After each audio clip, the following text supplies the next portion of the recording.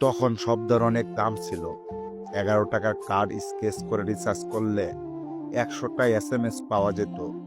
প্রতিটা SMS এর limitation থাকতো। কথা বলতে বলতে ফুরিয়ে গেলেও অনলাইনে রিসার্চ করার সুযোগ হতো না। তাই প্রতিটা শব্দ খুব ভাবনা চিন্তা করে লিখতে হতো। তখন একটা এস লেখার জন্য কিবোর্ডকে 4বার প্রেস করতে হতো।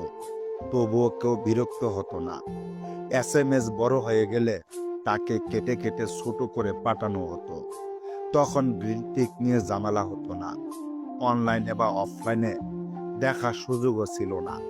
ছিল প্রতিটা SMS এর পর 2-3 মিনিটের অপেক্ষা, রাতের গুড নাইট আর সকালে গুড মর্নিং বলার জন্য আলাদা করে SMS বাঁচিয়ে রাখতে হতো। তখন ইমোজি ছিল না, আবেগগুলোকে অন্যভাবে বুঝে নিতে হতো। তখন শব্দের দাম ছিল, আবেগের দাম ছিল, অপেক্ষার দাম ছিল, গুরুত্বের দাম ছিল।